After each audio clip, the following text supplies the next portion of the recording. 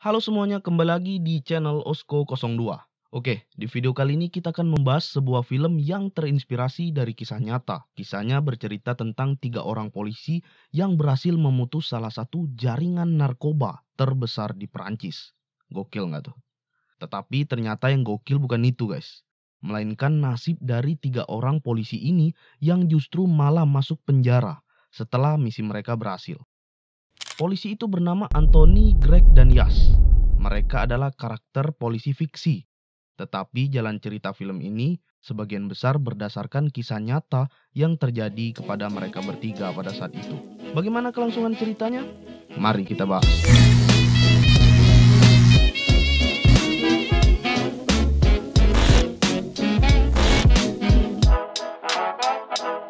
BAC North, atau yang lebih dikenal sebagai film The Stronghold.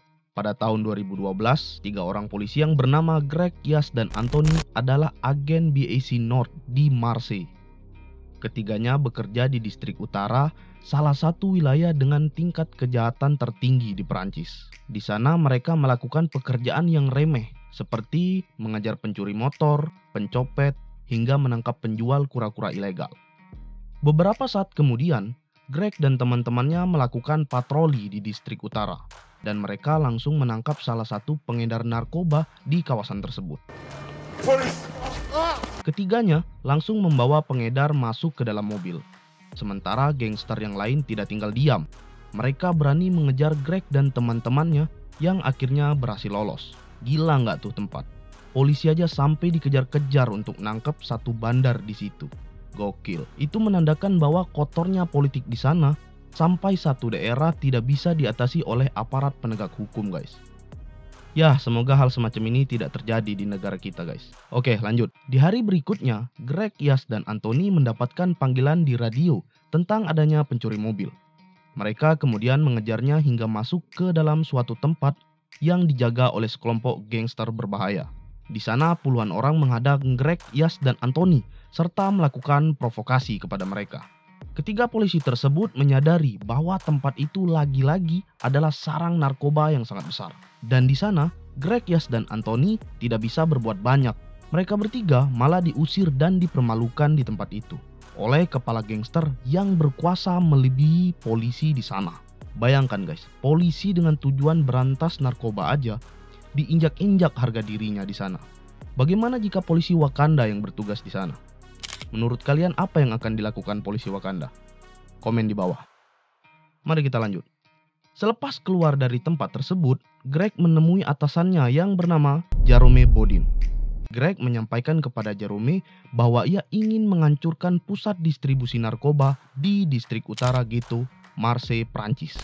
Mendengar hal itu, Jerome Bodin memiliki rantai komando dari pusat yang harus diikuti dan tidak bisa mengizinkan Greg untuk beroperasi di wilayah sana. Namun kesempatan itu datang ketika para penculik dari Ghetto mengunggah video yang menyerang seseorang. Video itu menarik perhatian media dan birokrasi ingin membuat terobosan. Akhirnya Jerome menyerahkan kasus itu kepada Greg dan memberinya kekuatan penuh untuk memasuki wilayah Ghetto dan melakukan penangkapan. Kemudian Greg, Yas, dan Anthony menemui cepu muda mereka yang bernama Amel.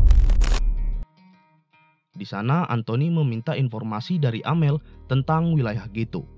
Ternyata area tersebut adalah benteng bos mafia yang terlindungi dengan baik.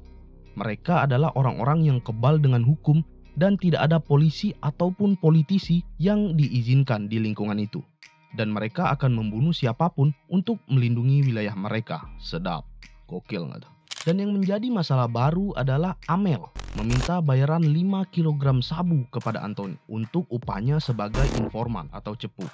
Mendengar hal tersebut, Jerome sebagai atasan tidak bisa memberikan Anthony narkoba sebanyak itu untuk membayar Amel. Karena ganja hasil sitaan di kepolisian sudah didata oleh pusat. Dan Jerome tidak mau tahu tentang bayaran Amel dan malah menyuruh Greg mencari narkoba dengan cara apapun. Pada akhirnya, Greg dan timnya yang lain menyita narkoba dari pemakai saat mereka berpatroli. Anthony bertugas menimbang dan menyimpan narkoba itu di rumahnya. Dan ketika mereka mencapai target yang diminta Amel, Anthony memberikannya kepada Amel. Kemudian Amel memberitahu Anthony tentang pengiriman besar yang akan datang ke Ghetto. Dan itu bisa menjadi momen mereka untuk merebut jaringan distribusi di sana. Setelah mendapatkan informasi, tim Greg dan yang lain menyusup ke Ghetto. Dan setelah keributan yang sulit, mereka akhirnya menyelesaikan operasi itu dan berhasil memutus jaringan distribusi narkoba di kota Ghetto, Marseille, Prancis. Namun, takdir yang harus dihadapi oleh Yas, Greg, dan Anthony harus beralih dengan cepat. Dari yang awalnya dilabeli sebagai pahlawan, kini mereka berubah menjadi terduga penjahat. 2 bulan kemudian, Inspektorat Jenderal Polri menangkap Greg, Anthony, dan Yas. Mereka menggerebek rumah Anthony dan menemukan jejak narkoba di sana. Detektif yang bernama Yvonne mendapatkan informasi dari polisi lain yang memberitahu sang detektif tentang tuduhan pemasaran dan perdagangan narkoba terhadap Greg, Yas, dan Anthony. Mendengar hal tersebut, kemudian Greg menjelaskan kepada Yvonne bahwa mereka menyita obat-obatan itu untuk membayar cepu dengan imbalan informasi yang sangat penting. Namun ketika Yvonne bertanya kepada Anthony tentang siapa identitas si cepu, Anthony menolak untuk memberikannya karena ia tidak ingin Amel masuk penjara, guys. Kemudian Greg mengungkapkan bahwa seniornya Jarome tahu tentang operasi tersebut. Namun ketika hakim menanyakan hal yang sama kepada Jarome, Jarome memilih mundur dan berbohong. Tidak ada yang siap untuk disalahkan dalam kasus ini. Greg dan timnya kini sedang dalam masalah besar.